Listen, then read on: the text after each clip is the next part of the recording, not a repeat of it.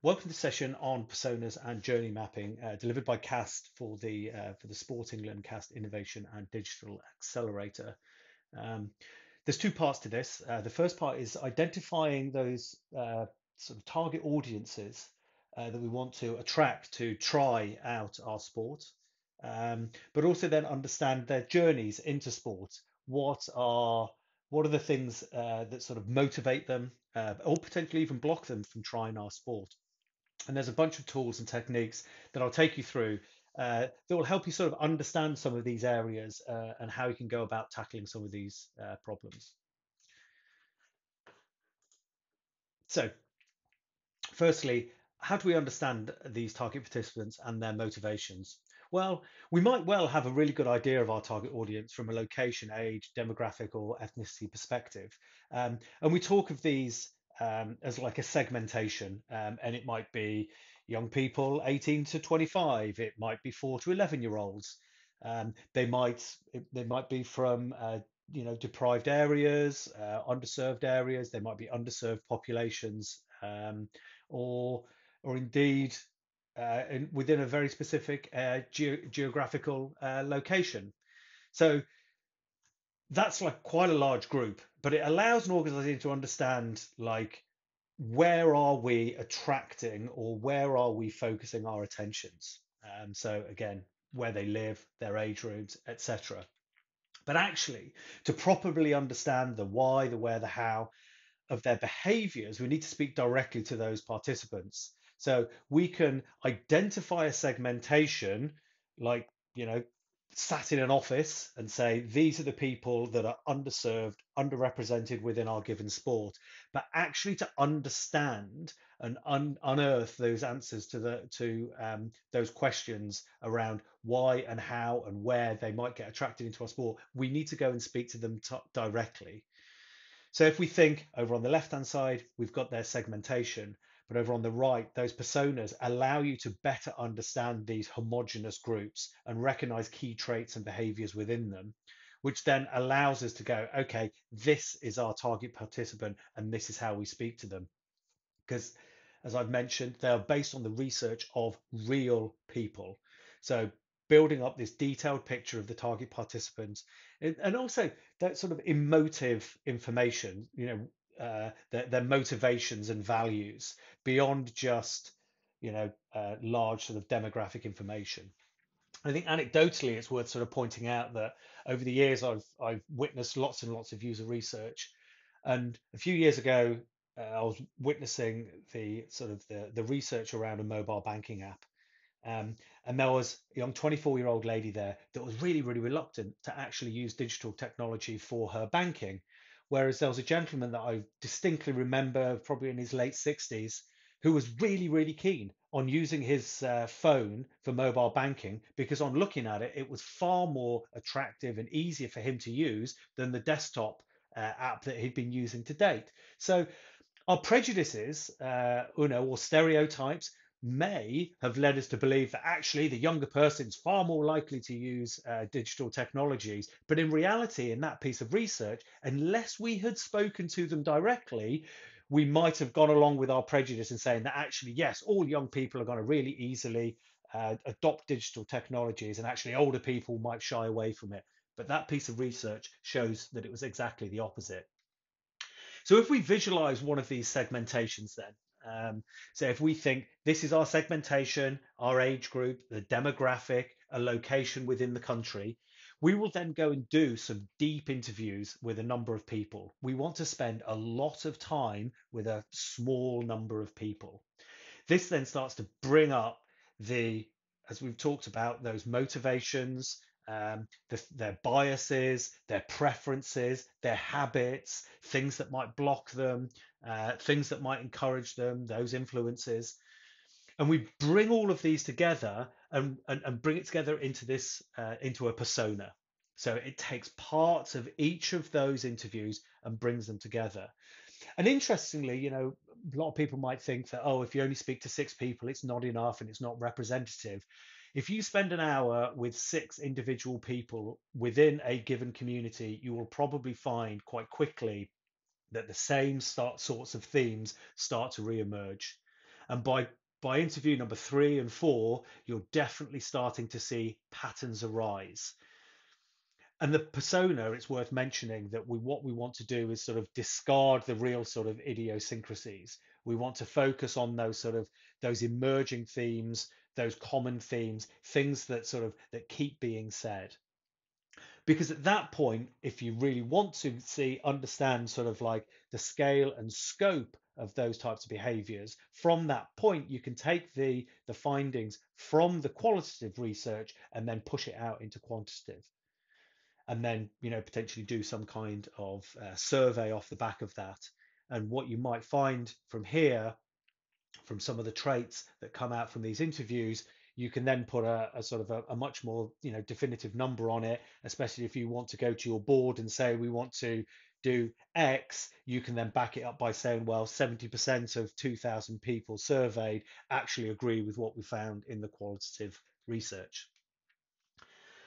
So if we look at what those real world segmentation might look like, we might be targeting 18 to 29-year-old females within the West Midlands, and they might be from BAME communities, or it might be from underrepresented groups or lower socioeconomic groups. But their persona will give us so much more richness of things to sort of aim at when we're designing interventions. They could be really interested in big televised sporting event. They might not have participated in any sports since they were at school. They might have loved hockey when they were at school, for example, or any other sport, but haven't even thought about it for maybe 5 or 10 years. But they could be interested in rekindling that passion. But they've got a busy day job with limited free time at weekends. So all of a sudden you can think, well, actually, this individual, there is something there. There is some residual interest in our sport, that, or physical activity, and they might want to rekindle that because they may have been slightly sedentary for a few years, for example. So it's starting to understand how we can potentially market to them, and how we might not actually have as big a job as we think in attracting them to come out and try our sport. So a good persona, to recap, if it doesn't emerge from user research, it's not a persona, it's a hypothesis. And that's fine. It's fine to have hypotheses. Just in when we were launching a new mobile banking app a number of years ago, when I was working for another organization, a hypothesis is younger people will be definitely more keen to uptake new technology, whereas in reality that was a hypothesis that broadly was true, but there are certain instances where that didn't work. It's also a composite, so it's about representing the target population rather than any individual. So we don't go right down to individual idiosyncratic unnecessary stuff. We don't want to design for specific individuals, but we're designing for a representative individual that looks across a population. And we want to embody this research into a single person and give it a name.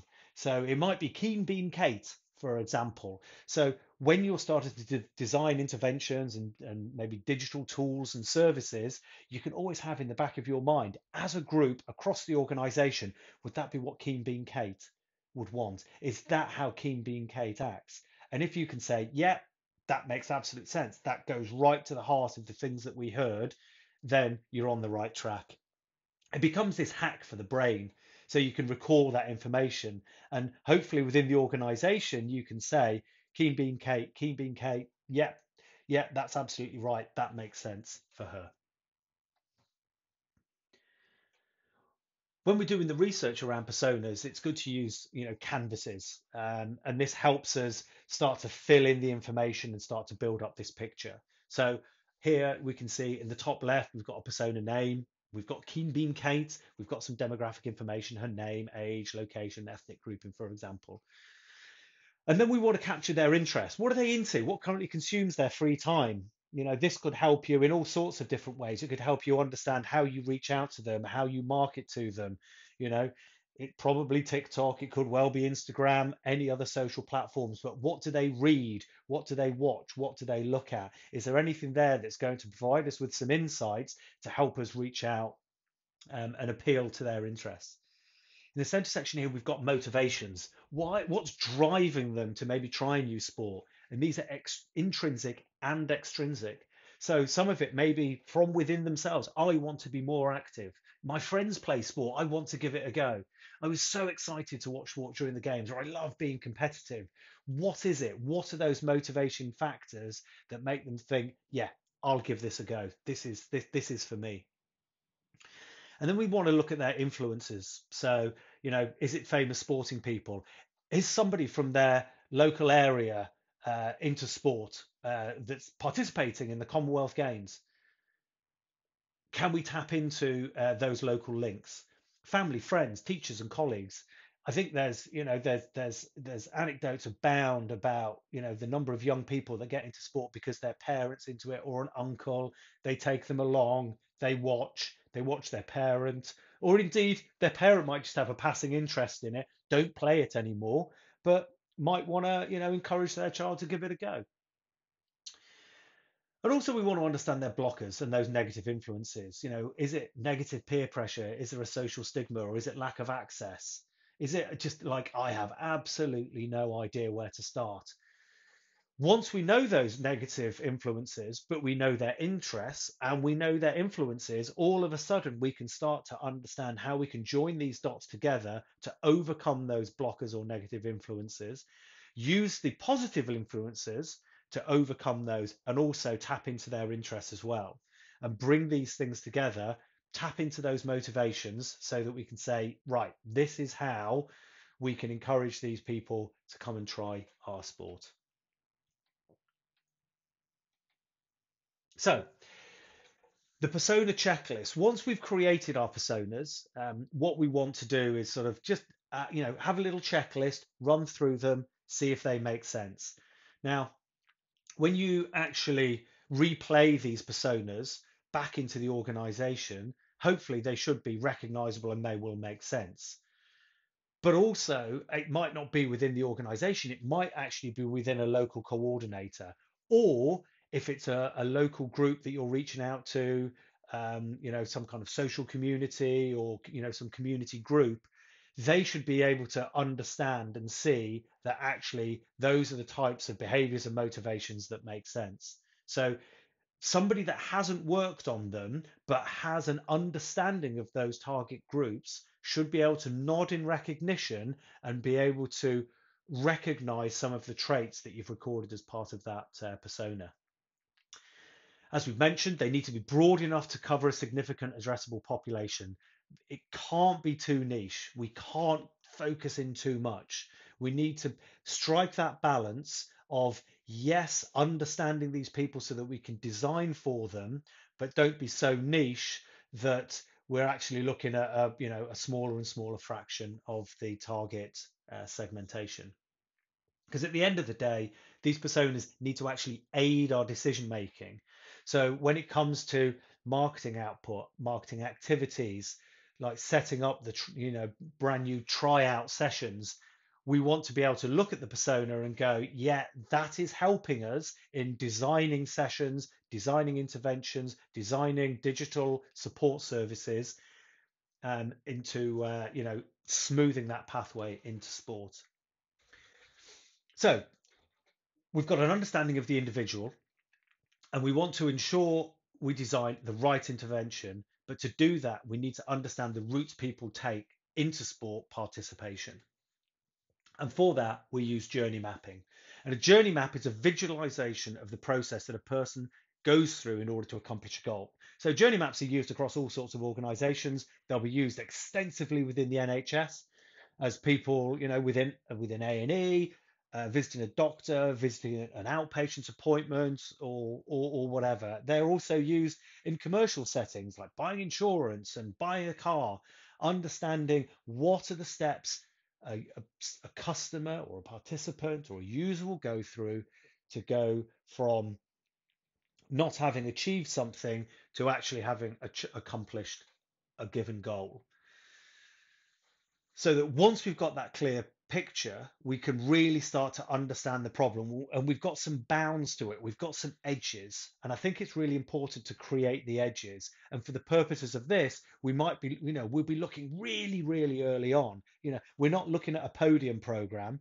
We're looking from somebody that has maybe never participated or even tried this sport before, to them taking the first early steps into becoming a regular participant.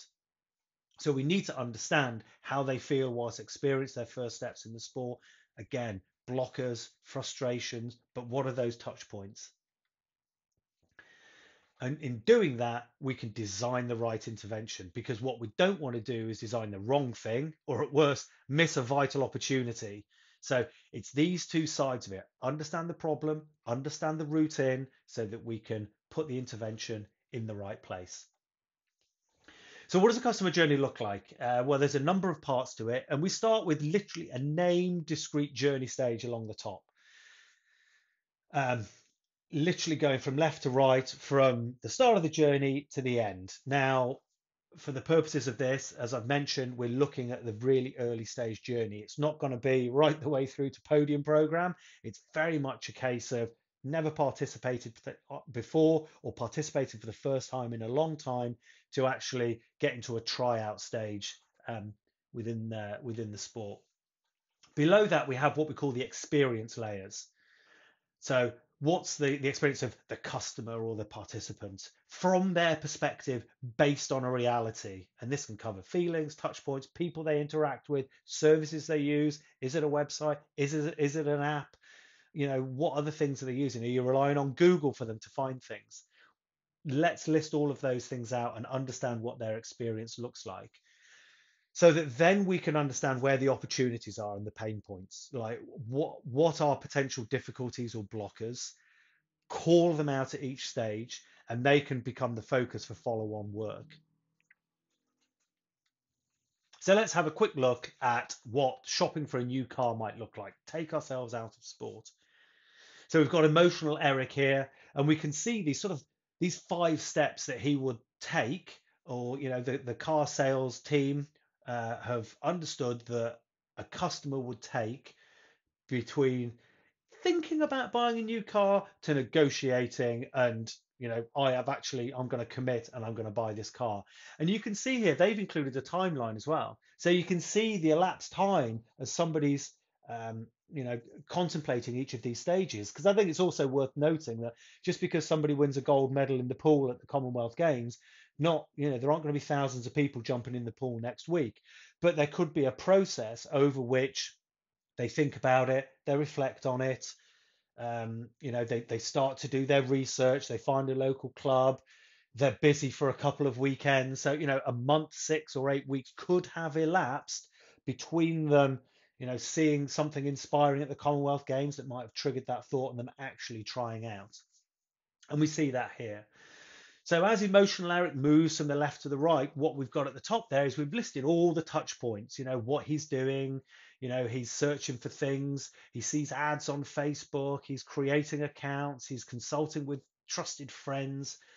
And then down at the bottom here, we've got a sort of a narrative that's exactly from his perspective. And there's one point here within the compare stage where he talks about, that he might miss the perfect car if he doesn't check the site multiple times a day. Well, that's a pain point that we could potentially build an intervention for. And in this case, when it comes to buying a car, it's like, well, if that's a problem, we need to think about how we design around that. So are mobile alerts or text message or email alerts appropriate to send him, so he doesn't have to keep looking back at the site, but all the new cars that are posted come to him immediately, so it removes that level of anxiety, and he's not having to keep looking back at the site regularly. And we can do exactly the same with these routes into sport. So what it might look like. So we want to outline those discrete steps from non-participant to, the point just probably past them having done a tryout session, to maybe becoming a regular participant, identifying those blockers, list the existing services and prompts which might help them through that journey. So what already exists, but understand maybe how things might differ at a geographical or community level. So if it is, lower socio-economic groupings, things might be very different to what you have at the moment. And I think it's worth mentioning at this point that you might have some very, very clear pathways into sport currently, but you might be targeting some new socio-economic groups with this work within the accelerator. And in doing that, you need to be very aware that what you've probably got is a hypothesis. And if you were to put these new groups through that same process, it might break, but it might not. But treat it as a hypothesis and test it on the way.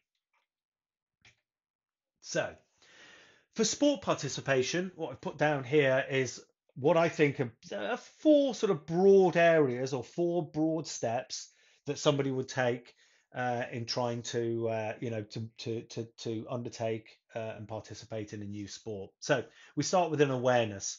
They may not have tried the sport, but they've probably got a passing interest or awareness, might have watched it on TV, or friend, family member, or somebody they know, potentially locally, sort of inspired them to give it a go. So they know that this sport exists, it's a thing, and then they start to move into a consideration phase where they're motivated to give it a try and they look for opportunities to take part. From that point, they go to a tryout session, whether it's a formal taster session, or they join a friend or family member to try it out for the first time. What does that look like within your sport? Then from then they start to become a participant. So they start to formalize their participation in the sport by joining a club. Now, again, this is just sort of a candidate number of steps. Depending on your sport and the situation, you might want to subdivide some of these steps. So for example, within the tryout section, there are a number of ways you might want to subdivide that, and we can get into that detail a little bit in a minute. Under each step of the journey, we want to know what their actions were at that stage, what they did, places they visited, people they spoke to. What were the prompts? What were the external stimulus that prompted them to do that, to move into that stage? And then what were the services they used? Like, what were the organizational touch points? Did they phone somebody? Did they email somebody? How quick was the email responded to? If they phoned, who did they speak to? Did that person know? Were they the right person to speak to? If it was on your website, is the information complete? Is it there? Is it up to date? Does it need some work? And their emotional response, what did it feel like? Did they have to trawl through loads and loads of information? Or did they find the thing that they were looking for really, really quickly? At this point, we want some sort of verbatim comments. So actually, we need to be building this journey as the participants are actually stepping their way through it. We want to be doing research and understanding and gathering feedback all the way through. And then also, so what are the gaps and weaknesses? Where are the opportunities? What might be missing? What opportunities does the organization have to improve that experience? Okay, so let's have a look at an example customer journey here, which could be for sort of any sport. So as you can see over on the left here, we've got the awareness phase. So prompts at this stage, it could be that they've seen some kind of news item about a local competitor in the Commonwealth Games, and they watched it on TV. Obviously, in the services there outside of your control, but TV broadcast and on-demand streaming, and their emotional responses like, oh, it looks so cool. I used to do it back at school, so it brought back some fun memories. So this is very much about them going, yeah, this sport exists. I've seen it. I know it. I've heard about it. And then they move through to the consideration phase, and this is where you've probably got more control over it, outside of sort of just pure marketing and pushing your messaging out. This is when they potentially start to actually interact with the organization. So a friend might have suggested that they should give it a go, and they Google the sport name alongside their local area to see if there's a facility or club where they could give it a go. What is it? How might I be able to get involved in this? It's also worth thinking as well at this stage that, like, who is it that's actually doing this? Is it the participant themselves? Maybe, but if you're targeting maybe 4 to 11-year-olds, then in reality this could be the parent. So the parent sort of doing searches on behalf of their child, parent or guardian. So they're looking for it. So they're the things that they might be looking for will probably be very, very different to if an adult is doing this. And it's worth bearing that in mind. So they use the services. It might be your main website. There's a tryout finder on the website, and we can see that their emotional response here. The site came top in Google. It's great, but you know what? The site was tricky to use and had patchy information. And I know from some of the conversations we've had that some of the sports that we're working with through the program know that some of their tryout sessions or some of their club finder information might be a little bit patchy and isn't quite up to date. Whether that's a big blocker, how big a blocker, it's worth finding. Or for example, they might find a session, they might find a local club, but there's a waiting list of 6 months. How do you overcome those problems? How do you design interventions to help them, try out the sport? So moving out on from consideration, they might want to do a tryout session, and here they've had a lovely welcome email from the local coordinator, and they had a great welcome from the local club when they turned up. They used the regional monthly tryout sessions. That was the service that they used, and they had great fun during that session. Now, this is the point, especially when attracting new groups and new participants into the sport. This tryout session, you might want to break up into a number of steps. It might not just be this, oh, they get a lovely welcome, they come and do a tryout session and everything's fine. What is the lead up to that? Do they need to prepare anything for that tryout session? Who else is going to be there? Are the local representatives of the local clubs geared up for an influx of new people on that day? Are we ensuring that when they go, they aren't bamboozled by people that know loads about the sport, that have got loads of kit? If people just turn up in shorts and t-shirt and a pair of trainers, is that appropriate for their sport? What do they need? Do you need to send an email to them in that, ahead of that tryout session? Similarly, is there some kind of follow-up after the tryout session? So even though this is a framework, we want to ensure that we've sort of captured all of the potential steps. And it's at this tryout session, especially for new people, new participants and new entrants into the sport, that we really want to interrogate every step to ensure that they get the best welcome possible, the best experience, and we follow up to ensure that that's what happened and that they go on to participate.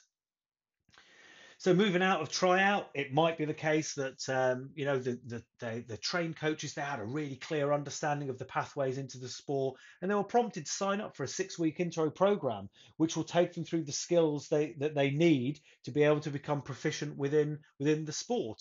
Or they start a training program, or they start some intro sessions which take them from absolute beginner to proficient enough to start enjoying the sport on their own. So they sign up to attend regular weekend session. They might join a WhatsApp group. They might sign up on the website and pay for them. But again, here we've heard that potentially, signing up for a 6-week commitment after their first session might be too much of a commitment, or it might be a year's membership, and going from £2 or £3 for a tryout session to signing up for a year's membership in a club might be too much of a financial leap for some people. So a gap or a weakness here might be that you might need to offer monthly rolling payments rather than a year up front for membership. So in building out this journey, what we're doing, understanding it from their perspective, understanding what their touch points are, what we have got control over, and how we can make them even better and more appropriate.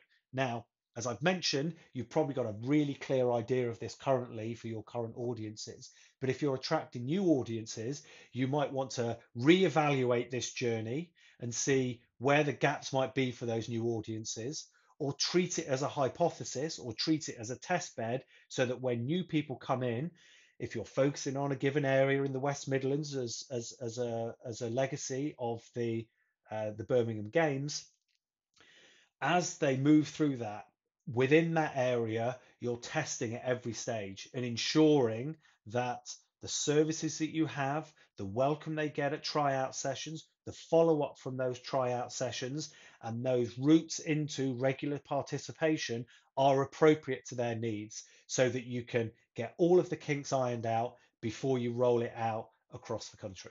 So once we've created our journey map, bit of a checklist to just go through to see if it's actually going to serve the purpose that it needs to and it's going to work well for us. So, do we have a realistic representation of an individual's route into sport based on current directly researched situation, not an ideal world? However, if it is an ideal world, that is fine, but we need to treat it as that and that it's a hypothesis and that we will test it and ensure that it is fit for purpose. So, we need to be honest. This might be the current state of play with current groups that we attract into the sport. We're attracting underrepresented or underserved groups. We might use it as, this is the best case scenario of what we know, but we will be testing at every stage to ensure that the language, that the tryout sessions, that the services are appropriate for these new audiences. Have we removed all the ambiguities? Where things aren't properly understood, spend time to fill in the gaps. Don't guess what we think happens. Again, we might know for a fact that certain things do happen in certain scenarios, but in others, it might not be so clear. Do the research, speak to the individuals, use these individuals as almost like pilot testers to go through this process. Because exactly like personas, we want to ensure that it aids our decision making so that it's empowering us to design interventions, design services that are supporting, that are removing barriers and helping people with their routes into participation in our sports. So thank you very much for watching. Um, do speak to your contacts at CAST and Sport England to ensure that you get the support you need to help build out these personas so that you know exactly who you're speaking to, how to speak to them, how to encourage them to try these new sports, but also importantly, understand those journeys that they're going to take over the next weeks and months to try out your sport and to try out new things.